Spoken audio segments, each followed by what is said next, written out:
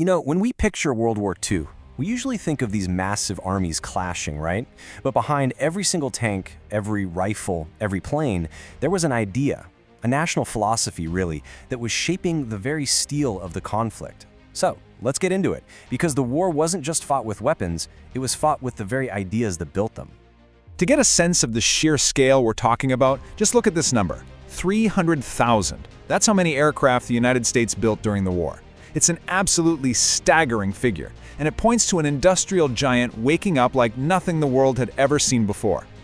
And it wasn't just planes. 41 billion rounds of ammunition. Let that sink in for a second. America really did become what President Roosevelt called the arsenal of democracy. But here's the thing. Every nation was its own kind of weapons factory, and each one was working from a totally different blueprint. And that gets us to the heart of it. This conflict was as much a battle of engineering, logistics, and national strategy as it was a battle between soldiers.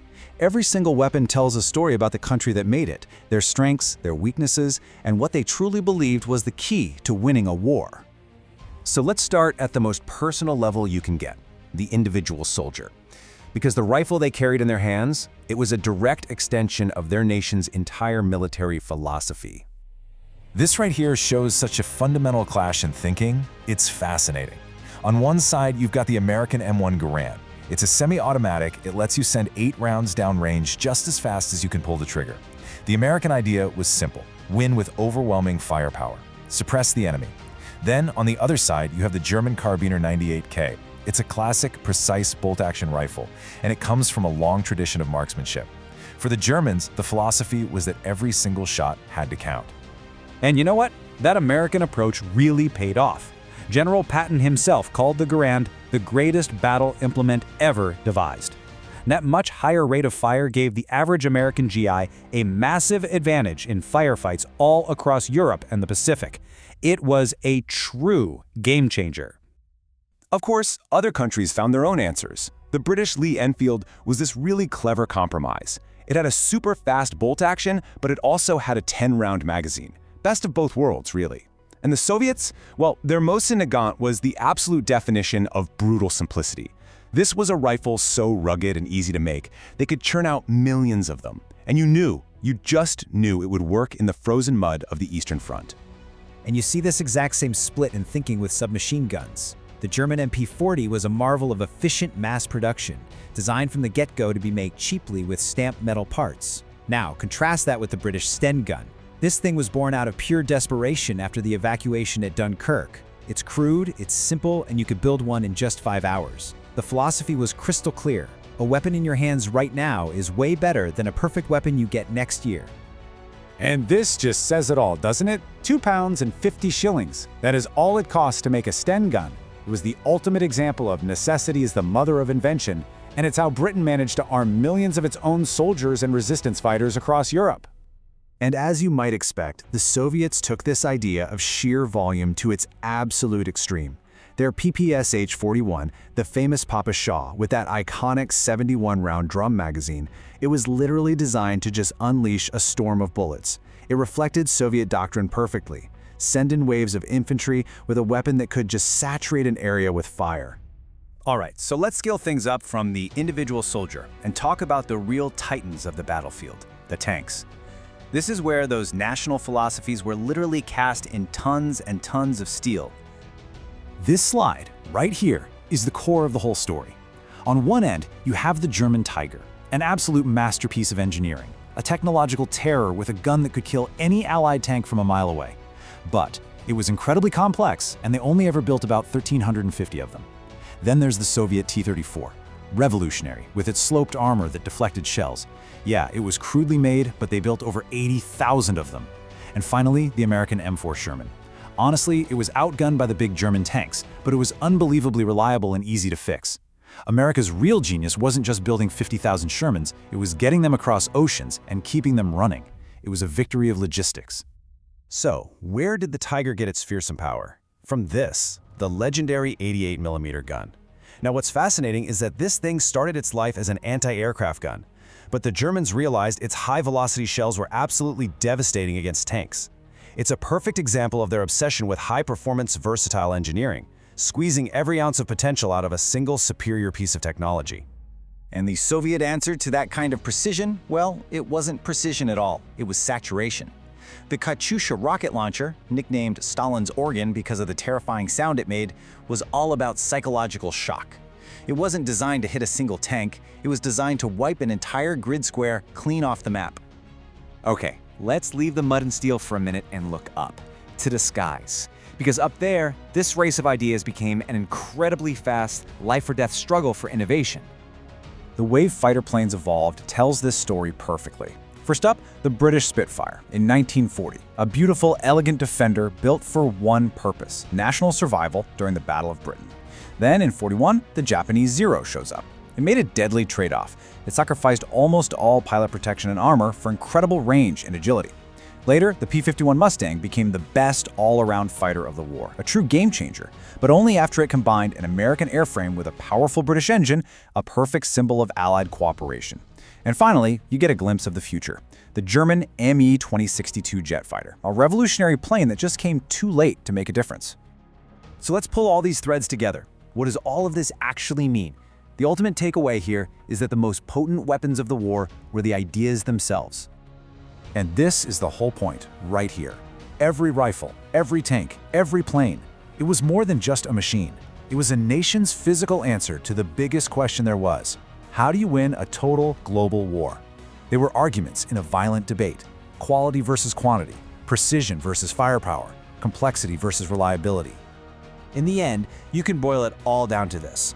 Germany chased technological perfection and often paid the price in production numbers. The Soviet Union valued brutal simplicity and just overwhelming the enemy with numbers.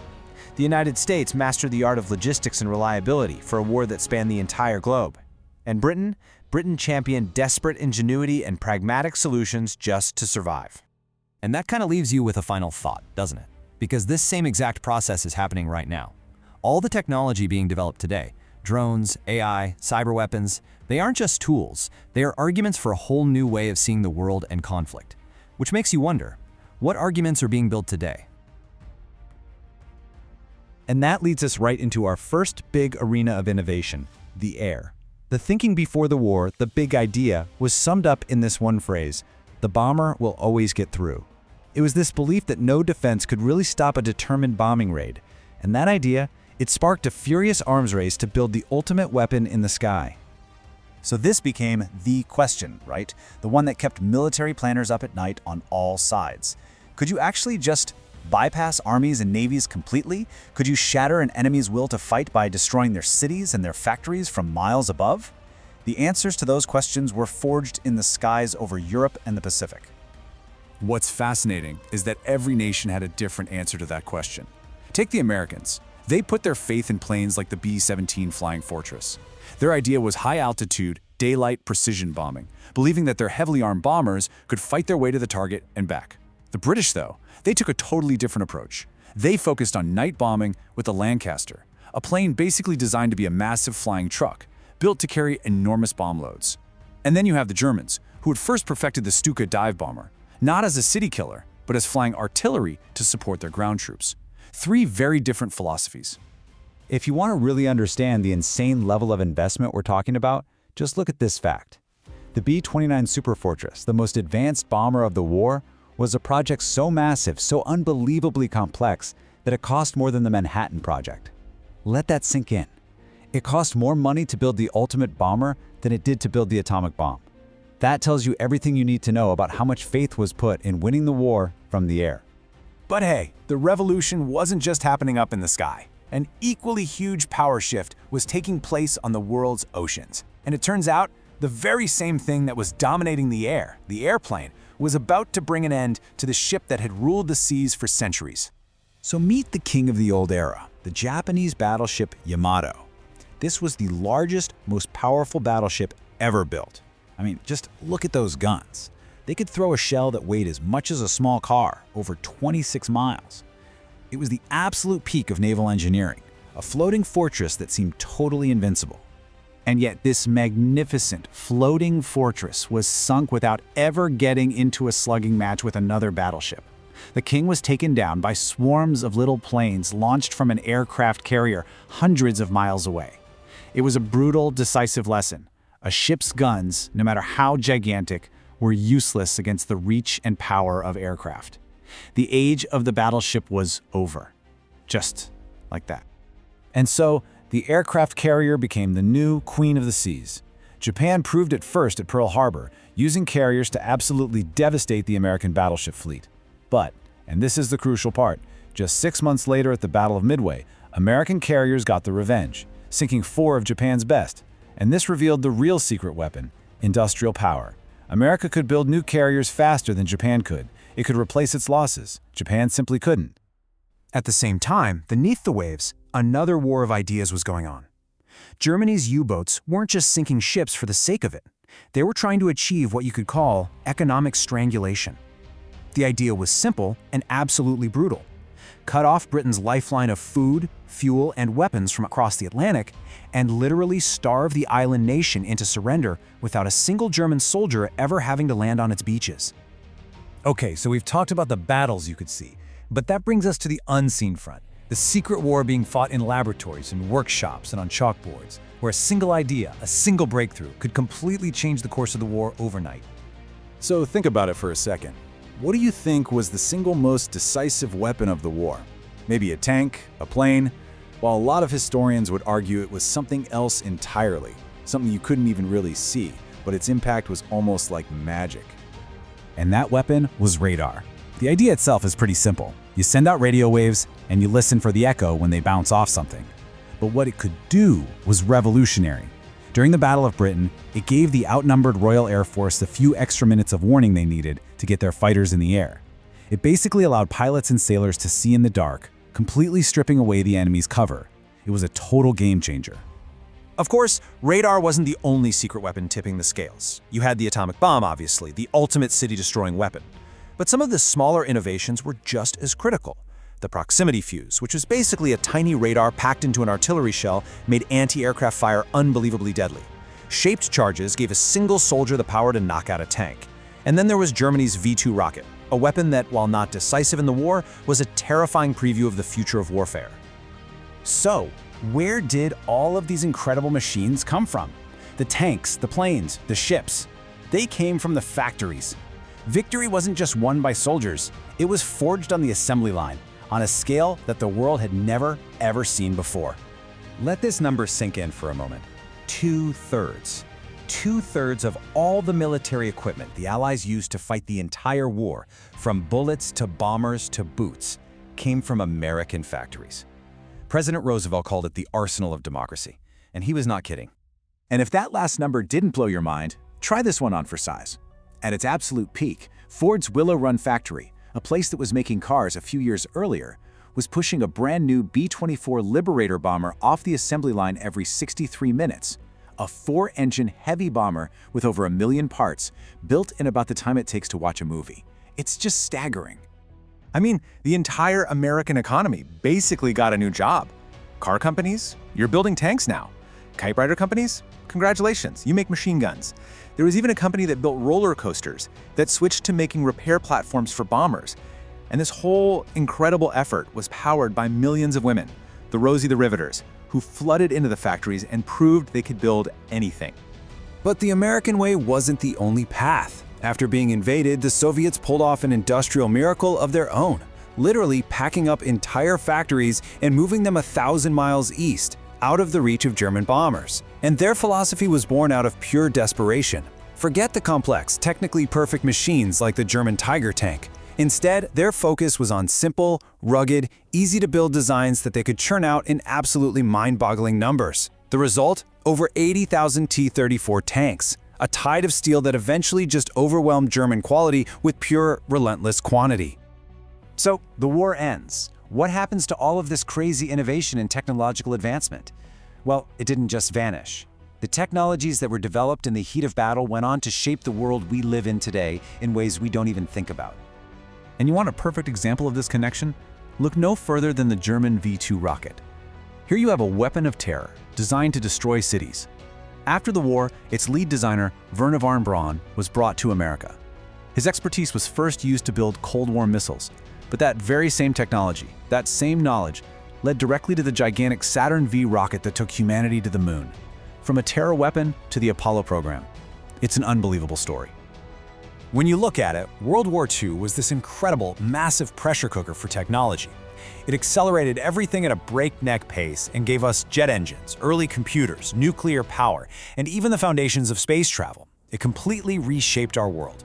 And that leaves us with one last really important question to think about. If industrial might and mechanical technology decided the last great global war, what's going to be the decisive element in the next one? You know, when we think about World War II, our minds usually jump straight to the soldiers on the front lines. But the real engines of that war, they weren't just the troops. They were the ideas, the factories, and the incredible industrial power that churned out every single weapon. So today, we're going to pull back the curtain on the battlefield and see what truly powered the entire conflict. Okay, so to try and cripple Germany's war machine, the Allies launched this massive strategic bombing campaign. The thinking was pretty straightforward. If you can destroy the factories, you can stop the flow of tanks, planes, and submarines. It was basically a war against the assembly line itself. But here's the crazy part. Despite getting hammered by bombs day and night, German weapons production didn't collapse. In fact, it went up. It actually increased every single year until the very end of 1944. Now that brings up a huge question, right? If bombing the factories didn't stop them, what was really driving the war? How was that even possible? To get to the bottom of that, we've got to dig a little deeper. We're going to start on the factory floor, which you could call the other front line. Then we'll trace the ideas for these weapons back to their source. We'll see how different countries turned blueprints into reality, meet a few individual geniuses who literally changed the game, and finally, we'll look at the surprising world this whole conflict ended up creating for all of us. First up, the factory front line. And this is really a tale of two sides. Incredible, unbelievable industrial power, but also deep, critical weaknesses that would eventually prove fatal. So Germany started the war with Europe's strongest industrial base, and then they basically supercharged it by taking over factories in places they conquered, like Czechoslovakia. But behind the scenes, it was kind of a mess. The different branches of the military were all competing with each other for resources, and the whole thing was poorly coordinated. And yet, their resilience was just incredible. They scattered their factories, moved them underground, and fixed them at lightning speed, somehow keeping production climbing against all odds. Now, Germany's ally, Japan, a completely different story. Their industrial capacity was way smaller to begin with, and because they lacked crucial resources like oil and rubber, Japan's whole war effort was totally dependent on its supply lines across the ocean. The second American submarines started to cut those lines, their production didn't just slow down, it completely fell apart. So that's the muscle, the industrial picture. But factories don't run on their own, right? They run on ideas. So where did the inspiration for all these revolutionary and frankly terrifying weapons actually come from? Well, let's explore the 4 key places where these wartime ideas were forged. Turns out, the ideas that really shaped the war came from a few key places. Some were born from the really hard lessons learned in World War I. Others were forged in the intense heat of arms races. A few were sparked by brand new tech breakthroughs. And sometimes they were just driven by the pure, raw power of desperate necessity. First, learning from the past. The absolute nightmare of trench warfare in World War I taught everyone a brutal lesson. The Germans in particular studied this and basically said never again. So they developed Blitzkrieg, the idea of using tanks, planes, and infantry all together in one coordinated punch to smash through enemy lines and avoid ever getting bogged down like that again. Second, you've got the relentless pressure of competition. The arms race was this constant, vicious cycle.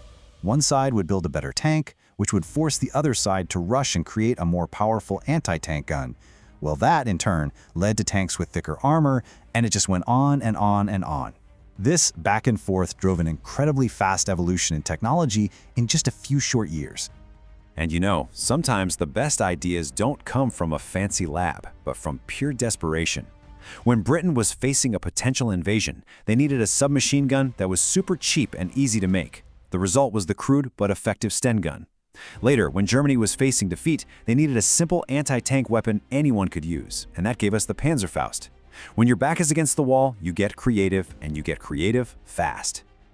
Okay, so having a great idea for a weapon is one thing, but actually producing millions of them, that is a whole different ballgame. And this brings us to a battle of blueprints, where each nation's fundamental philosophy really shaped the kinds of weapons they made.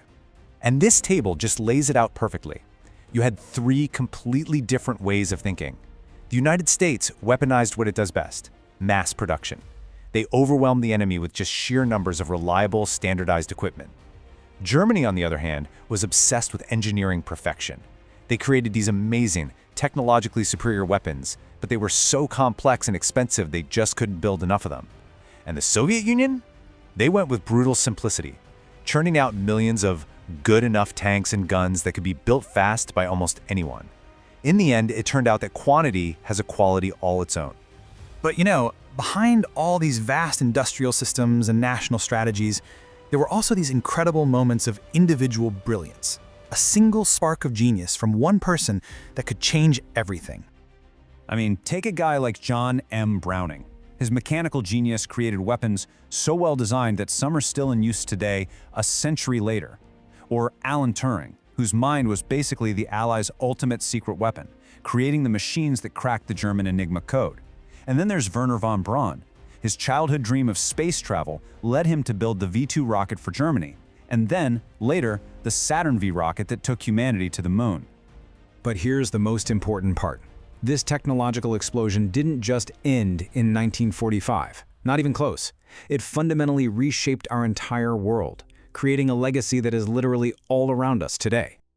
Let's just look at a few examples, starting with a technology that was an absolute game changer in the air and at sea: radar.